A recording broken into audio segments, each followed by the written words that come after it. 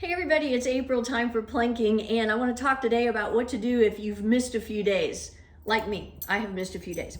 So I'm going to start on forearms and then switch around a little bit. I'm kind of pretending like it's Monday, and we'll just see how it goes. So if you're starting in forearms, wrap your hands around your biceps so you know you have the right distance between your arms. Bring your forearms out in front of you. You can interlace your fingers if you like. Pull your shoulders down your back.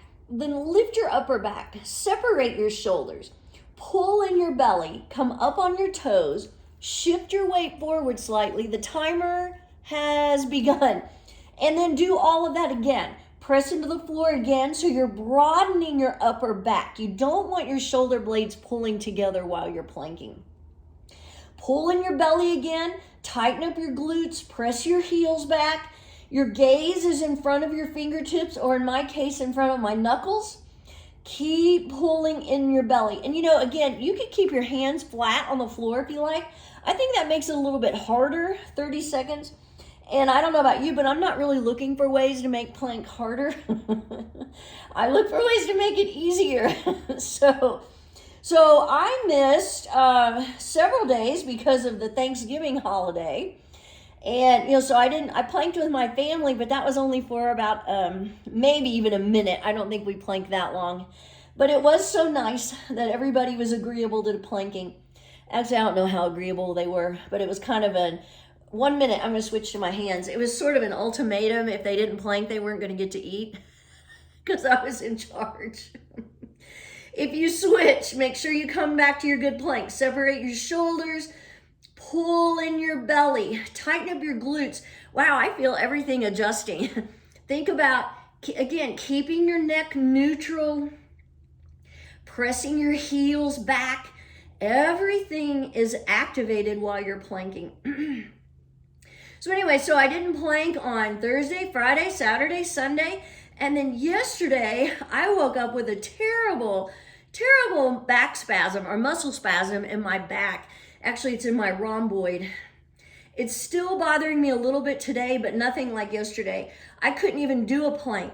I put my hands on the floor and tried moving into plank, and it just wasn't happening. So I, unfortunately, wasn't able to plank yesterday either.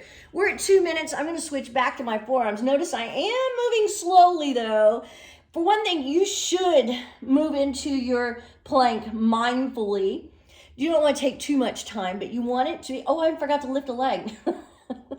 Look at me, yapping. I'm not even thinking about what I'm doing. So then I couldn't plank yesterday. And then today I was a little bit sore, but I tried it out and I was able to handstand again. That's pretty important to me as well. That was the other thing. I couldn't do handstands yesterday. I did do handstands over the weekend, but I didn't do plank. Handstands trump planking. Although I do like to plank for at least a minute before I handstand because it is a great warm-up, a great ab activator. And it's just good all the way around. So we're coming up on 3 minutes. I'm going to switch to side plank. Here we go.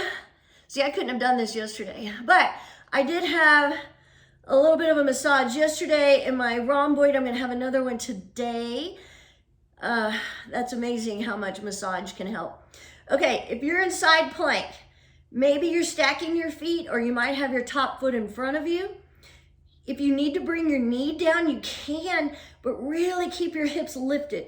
Actively reaching with that top arm, we're at 3:30, I'm switching sides, will also help keep your hips lifted. Make sure you're not collapsing into your bottom ankle bone.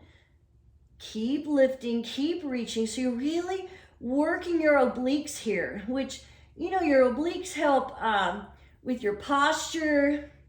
They also help with bending, twisting. They've got it going on. Obliques are really important. So here we come up on 4 minutes, switching back to my hands. And so again, if you do miss a few days, get back in as soon as you can. And maybe you don't get right back to where you were. That's okay. Go as long as you can. Hold it, and then see if you can hold it a little bit longer. I know from experience that I can miss several days and get right back into it. But I don't want to push it any further than I have to, because I don't want to start all over again. But I would if I needed to. We're at 4:35, by the way. Because I do know how great plank is. I know what great things it's done for my body, how it helps you mentally. So why wouldn't you keep doing it if you can? If you're able, you get back in it. I think probably the longest I went was after my hip replacement. I did have to go a while, and I did start over again. We're at 5 minutes. I'm gonna hold a few seconds longer. And then when I had COVID, I wasn't able to plank. I felt terrible. So needless to say, I did miss a few days then. But you know what? As soon as I was able, I got back in again, and here we are. Oh, we're at 5:15. So if you've missed a few days, it's real easy to go, oh, I've missed too many days. I can't get back into it again, or I won't be where I was. That's all right. If you have to start over again, so what? You know what you're capable of, and you know what you can get back to. Have a great day.